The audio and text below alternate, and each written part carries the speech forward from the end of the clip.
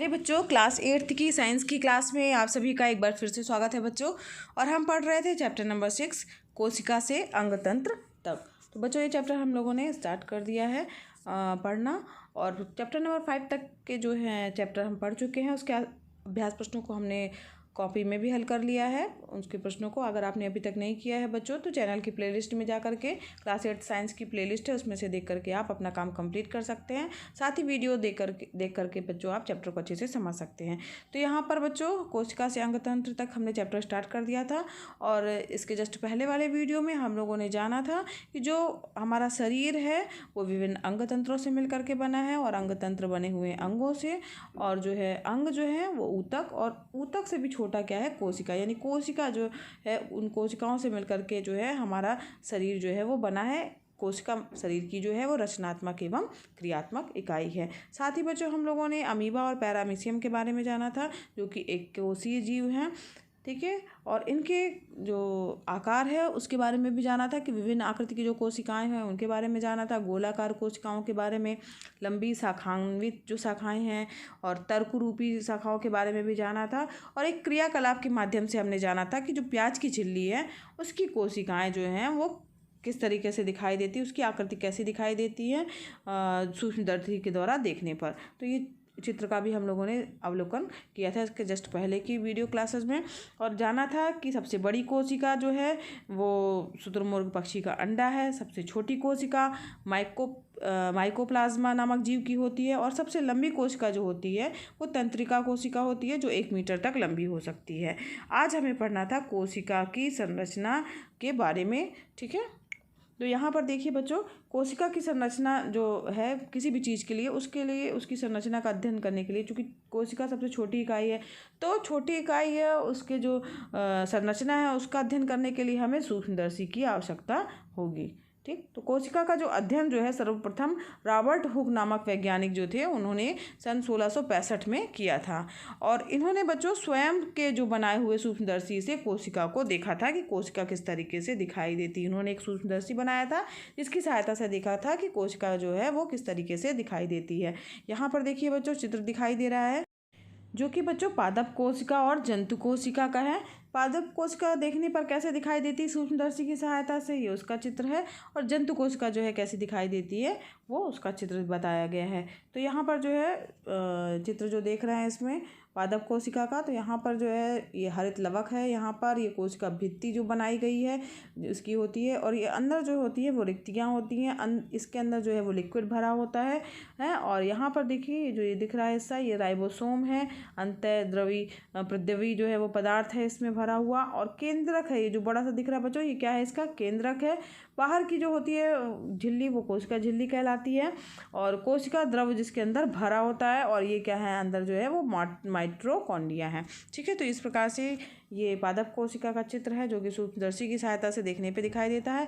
इसी तरीके से जंतु कोशिका है, जंतु कोशिका में भी यही सब चीज़ें हैं, माइटोकॉन्ड्रिया, कोशिका द्रव, कोशिका झिल्ली, केंद्रक बड़ा सा जो दिखाई दे रहा है बच्चों ये इसका केंद्रक है। और इसमें अंतःप्रद्रवी पदार्थ भरा हुआ है जालिका। और यहाँ पर राइबोसोम है, ठीक है। और यहाँ पर ये जो है ये ऐसी संरचना दिख रही है गोल गोल, ये लाइसोसोम है। और सेंट्रोसोम भी है यहाँ पर, ये देखिए ये जो हिस्सा दिख रहा है ये क्या है, ये सेंट्रोसोम है, जो कि जंतु कोशिका की संरचना है, सूक्ष्मदर्शी के द्वारा दिखाई देती है। अगर बच्चों हम बात करते हैं कोशिका की, तो कोशिका बच्चों को 3 जो है भाग होते हैं मेन, उसमें कोशिका झिल्ली, केंद्रक और कोशिका द्रव, ठीक है। साथ ही कोशिका द्रव जो होता है उसमें अनेक छोटी छोटी संरचनाएं भी दिखाई देती हैं, जिन्हें क्या कहा जाता है, कोशिकांग कहा जाता है। संरचनात्मक दृष्टि से पौधे और जंतुओं की कोशिकाएं जो होती हैं वो अलग अलग तरीके की होती हैं। पौधों एवं जंतुओं की जो कोशिकाएं होती हैं उसमें कुछ कोशिकांग समान होते हैं और कुछ कोशिकांग जो होते हैं वो अलग होते हैं या असमान होते हैं, ठीक है। तो इसकी संरचना जैसा कि चित्र में दिखाया गया है, कुछ चीज़ें जो है आपको समान दिखाई दे रही हैं और कुछ चीज़ें जो है वो अलग भी दिखाई दे रही हैं। अब यहाँ पर हम बात करते हैं कि प्रमुख कोशिकांग कौन से हैं और उनके क्या कार्य होते हैं, ठीक है। तो यहाँ पर कोशिकाएं होती है बच्चों, उसमें कोशिका झिल्ली, केंद्रक जो है और आदि जो है अनेक कोशिकांग पाए जाते हैं। तो कुछ प्रमुख जो है उसके बारे में हम जानते हैं और उनके कार्यों को भी हम जानेंगे कि उनका क्या कार्य है। सबसे पहले बच्चों बात करते हैं कोशिका झिल्ली की। तो ये जो झिल्ली होती है वो कोशिका में चारों तरफ पाई जाती है। जो कोशिका होती है उसके चारों ओर जो झिल्ली दिख रही है वो क्या कहलाती है? कोशिका झिल्ली कहलाती है, जो कि कोशिका को स्थिर रखने का काम करती है और कोशिका के अंदर बाहर के पदार्थों के आदान प्रदान को जो है नियंत्रित करती है। और यह सभी कोशिकाओं में निश्चित रूप से होती है। क्या? कोशिका झिल्ली। ठीक है, समझ में आ गया बच्चों? ये बाहर की ओर पाई जाने वाली झिल्ली होती है जो उसको स्थिर रखती है और कोशिका के अंदर बाहर पदार्थों के आदान प्रदान को भी नियंत्रित करती है। अब बात करते हैं दूसरी जो है कोशिकांग के बारे में, तो वो है कोशिका भित्ति। तो कोशिका भित्ति बच्चों पौधों की कोशिकाओं में कोशिका झिल्ली के जो बाहर एक मोटी और मजबूत सी परत होती है जिसे क्या कहा जाता है? कोशिका भित्ति कहा जाता है।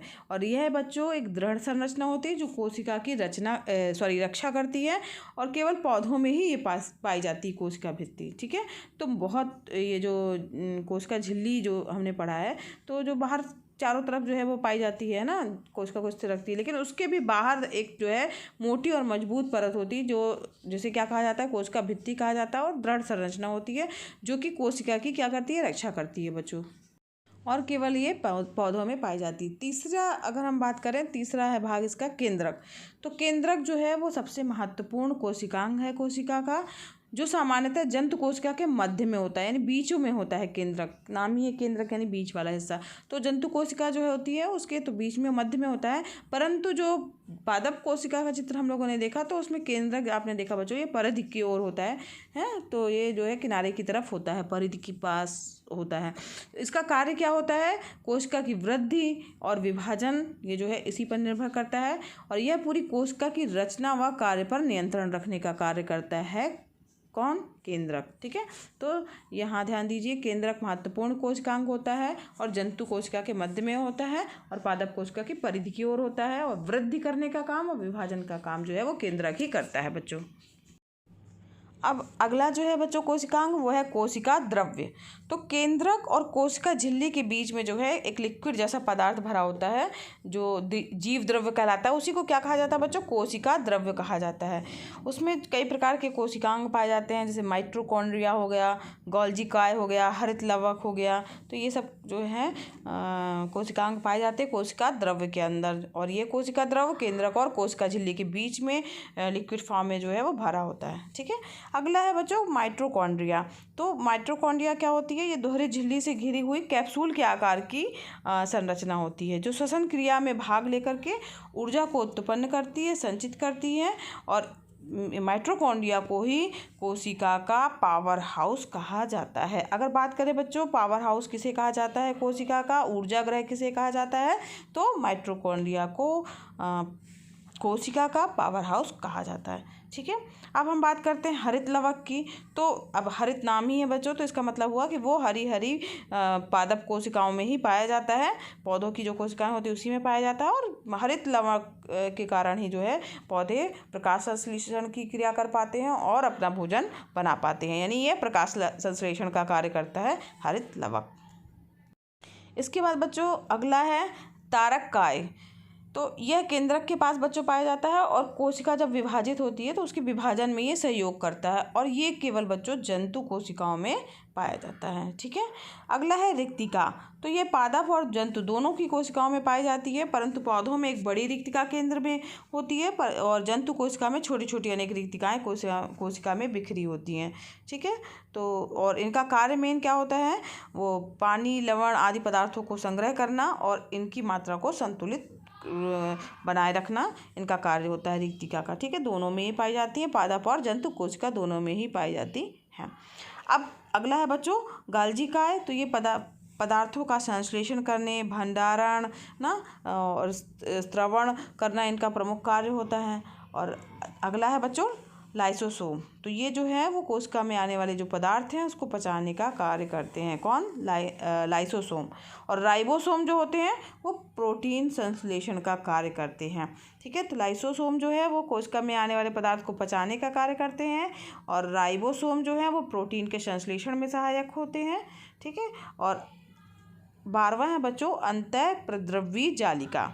तो ये क्या है बच्चों, तो ये झिल्ली की बनी हुई जटिल जो है वो जालनुमा संरचना होती है और इसी को क्या कहा जाता है, अंतः प्रद्रव्य जालिका, जो कि केंद्रक से जुड़ी हुई होती है और मुक्त रूप से जुड़ी भी होती है अथवा इससे मुक्त रूप से भी पाई जाती है। यह केंद्रक झिल्ली व कोशिका द्रव्य के बीच में जो है वो संबंध बनाने का कार्य करती है और प्रोटीन के संश्लेषण में भी सहायक होती है, अंतः प्रद्रव्य जालिका। ठीक है, तो इस प्रकार से बच्चों हम लोगों ने क्या जाना कि जो कोशिकांग कौन कौन से हैं और उनका क्या कार्य है, जंतु कोशिका के लिए भी और पादप कोशिका के लिए भी। तो अब हम बात करते हैं कि पादप कोशिका और जंतु कोशिका में अंतर क्या होता है। तो यहाँ पर हम अंतर की बात कर लेते हैं बच्चों। तो अधिकांश जो है कोशिकांग जो हैं, जिनकी अभी हम लोगों ने चर्चा की, 12 जो कोशिकांग हैं ना, तो ये कोशिकांग जो हैं वो पादप और जंतु दोनों कोशिकाओं में लगभग जो है वो समान रूप से पाए जाते हैं। कुछ कोशिकांग ऐसे होते हैं जो केवल पादप में पाए जाते हैं और कुछ ऐसे भी होते हैं जो केवल जंतु कोशिका में पाए जाते हैं। ठीक है, जिसके कारण जो है इसी के आधार पर इनकी पहचान की जाती है कि ये पादप कोशिकाएं हैं और ये जंतु कोशिकाएं हैं। अब हम इनके अंतर के बारे में बात करें तो जो पादप कोशिका है और एक जंतु कोशिका है, तो जो पादप कोशिका है सबसे बड़ा मेन अंतर ये है कि इसमें कोशिका भित्ति पाई जाती है और जंतु जो कोशिका है उसमें कोई भी कोशिका भित्ति नहीं पाई जाती है। पादप नाम से स्पष्ट है बच्चों, पादप है यानी पौधा है, तो उसमें क्या होगा, हरित लवक पाया जाएगा और जो जंतु कोशिकाएं हैं उसमें हरित लवक नहीं पाए जाते हैं। ठीक है, और फिर इसके बाद बच्चों सेंट्रोसोम जो होते हैं वो पादप कोशिका में नहीं पाए जाते हैं। सेंट्रोसोम जो है वो जंतु कोशिका में उपस्थित होते हैं या जंतु कोशिका में पाए जाते हैं। फिर अगला है बच्चों रिक्तिका जो होती है पादप कोशिका की बड़ी तथा संख्या में एक होती है और जंतु कोशिका में रिक्तिकाएँ जो होती हैं छोटी होती हैं और संख्या में अधिक होती हैं। ठीक है, कई रिक्तिकाएँ इसमें पाई जाती हैं। और जो पादप कोशिका होती है उसमें केंद्रक जो है वो परिधि की ओर हो सकता है और जंतु कोशिका जो है उसमें अधिकांश जो है जंतु कोशिकाओं में केंद्रक जो होता है वो कहाँ होता है, बीच में होता है, मध्य में होता है। तो ये डिफरेंस था पादप कोशिका और जंतु कोशिका में। तो इस प्रकार से अंतर आपको अच्छे से समझ में आ गया होगा कि क्या अंतर है दोनों में, पादप कोशिका और जंतु कोशिका में। चित्र भी इसमें इम्पॉर्टेंट है दोनों का, पादप कोशिका का और जंतु कोशिका का, तो इसका बच्चों क्वेश्चन भी होगा। तो चित्र की भी प्रैक्टिस आप कर लीजिएगा, कॉपी में बना लीजिएगा और इसका अंतर भी इम्पॉर्टेंट है, तो ये भी आप अच्छे से याद कर लीजिएगा। और उनके कोशिकांग और उसके कार्यों के बारे में हमने आज जान ही लिया है। इसके आगे का बच्चों हम नेक्स्ट वीडियो क्लास में पढ़ेंगे। आज के लिए बच्चों बस इतना ही। अगर बच्चों पढ़ाना पसंद आ रहा हो तो वीडियो को लाइक कीजिएगा, चैनल पर नए हैं बच्चों तो चैनल को सब्सक्राइब कीजिए और साथ ही बच्चों बेल आइकन भी प्रेस कीजिएगा ताकि आपको नए वीडियो का नोटिफिकेशन सबसे पहले मिले बच्चों। और मिलते हैं बच्चों नेक्स्ट वीडियो क्लास में। धन्यवाद।